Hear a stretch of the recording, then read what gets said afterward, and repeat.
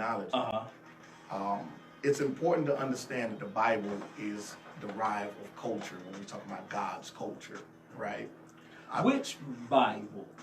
Because the Bible has been that's a lie. Go ahead. The Bible done been remixed by Puffy, JD, Pete Rock, Knife Wonder, Beethoven. Now you're making me take my glasses. Please take your glasses off. I want you to take your glasses off. Take my glasses. Okay. So the Bible done been remixed, stepped on, cut.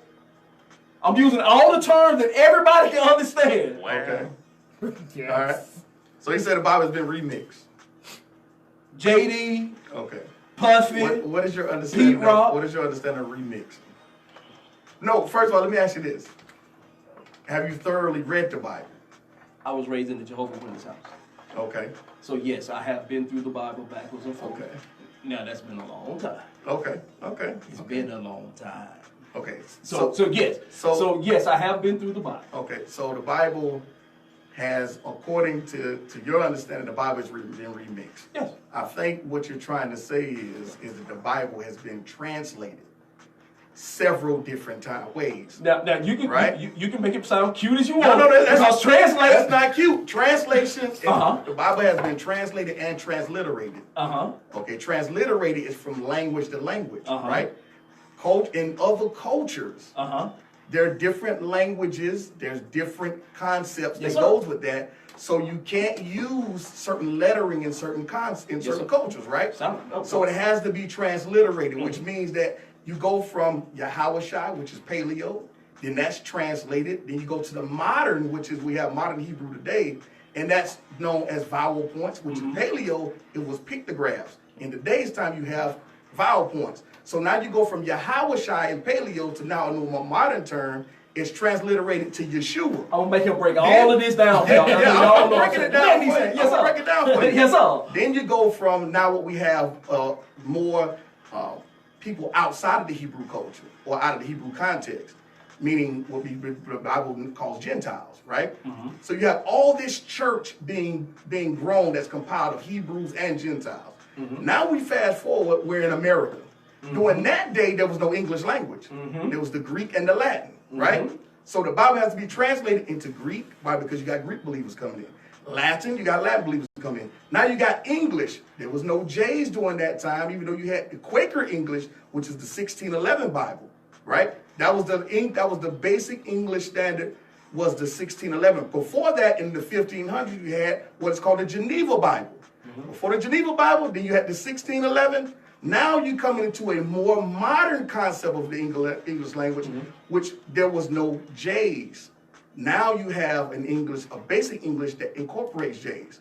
So now you have to transliterate all these things. It doesn't take away from the context of who you're talking about. It just means that in certain languages, like in Swahili, there may not be certain alphabetical characters that's in English.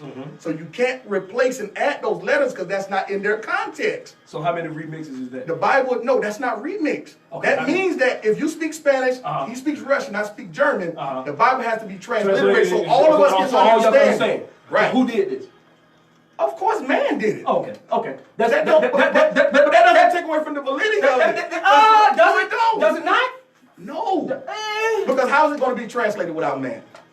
And I get it, but man is the problem. But ain't man the problem? But how can it be translated without men?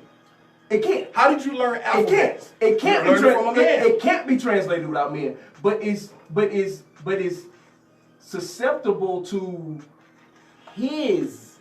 No, it's not. If it's being translated. Now here's the thing. You have what now is called copyrights, right? Yes. So you have, like, say for instance, we come up with talking random-ish version of the Bible, right? Now, my version of the Bible, according to my version, right? I have it written a certain kind of way. Yes.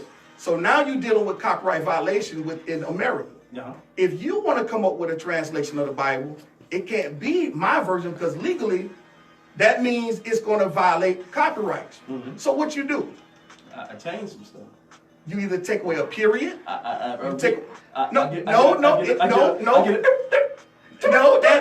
I get it. Somebody said, what book on earth hasn't been written by man? That's what I'm saying. Like, but I get it. Come on, man.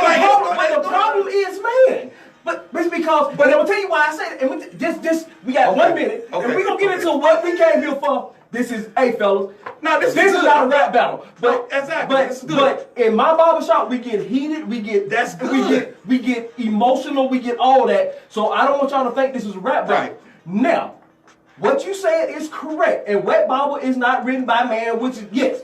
But man is the problem because man, the ideology of what he puts in it becomes the problem. But it doesn't take away from the validity of the scriptures. You know why? Because God didn't create the Bible for himself, meaning he's not limited to the Bible. But he's created the Bible for man. Every racist, that's why he said don't change or add to it. Every sexist, every ist take what they want from the Bible and translate, translude, transdo, remix so they can make it fit for their benefit. But that's not God's problem. I know it's not God's problem, but that is the problem. That's why our community is messed up as it is. And we're finna take a break and we're gonna come back to that. We're gonna take a break. We're gonna get into some of this music. We're gonna talk about that. We're gonna talk about why there's too much damn remixes in our religion.